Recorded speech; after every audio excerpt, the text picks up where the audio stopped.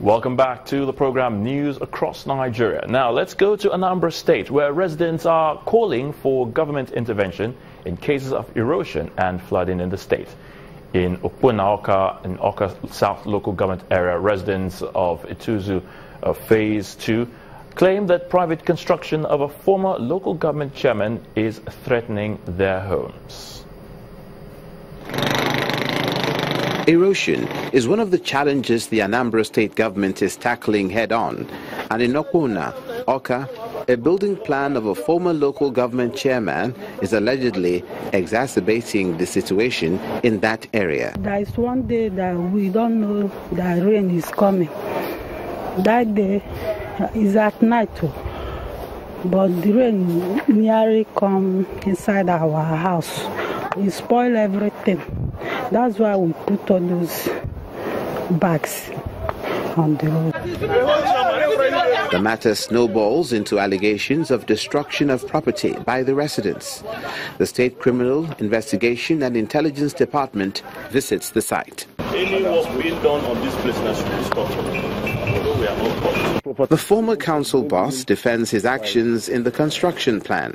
When I commenced the boys' quarter, these shops, Obini, the defendants in this matter, came around, wrote a petition to Oka Capital Territory Development that I have no approval to build the property. I explained to them what transpired, that I built within specification, I built within my land mass, that I have the documents to defend what I did. Very poor homes. And he is happy and priding about that. Meanwhile, the State Physical Planning Board, known as ASUDEB, shed some light on the said approval given in 2015. You can see a decking raised, a former local government chairman, somebody who is so exposed, who raised decking on top of walls without pillars, without iron. All these pillars, there are no irons on these pillars. In other words, this decking can collapse anytime and can collapse on passerby. As the residents and developers seek a peaceful resolution that will be fair to all parties concerned, it should be one that takes into consideration the factors of erosion and flooding. Now, the Victim Support Fund has signed a new memorandum of understanding with the Borno State government for its health support program. Now, the new MOU is to include free treatment for both internally displaced persons as well as survivors of bomb explosions and other weapons in the cause of terrorism, in the battle against terrorism. Now, the VSF is giving additional funds to the Borno State Specialist Hospital and the University of Maiduguri Teaching Hospital for that purpose. Last week's attack by insurgents on a residential area in Maiduguri has everything to do with the amendments of the already existing Memorandum of Understanding between the Victim Support Fund and the Borno State government.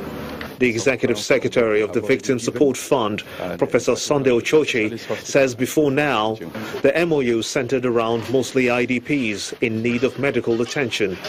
But now the health support program will fully cater for the needs of persons injured by weapons and indeed IDPs. The VSF says it is impressed with how funds have been utilized by the beneficiary hospitals, pledging to provide additional funds.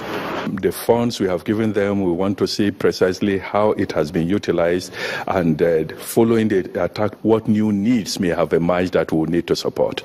And so we have come round.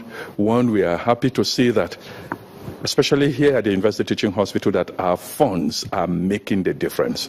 The medical director of the State Specialist Hospital, Dr. Laraba Bello, gives an account on how previous funds were expended and why the hospital needs more help.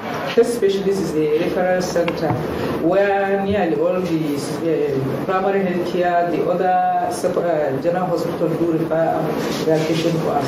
And part of the money we use it to buy some equipment that we don't have individually. We don't have sufficient because something like suction machine, oxygen concentrator, BP apparatus, and some other consumables. The Borno State Commissioner for Health further assures the state government's continuous support in catering for the barrage of internally displaced persons.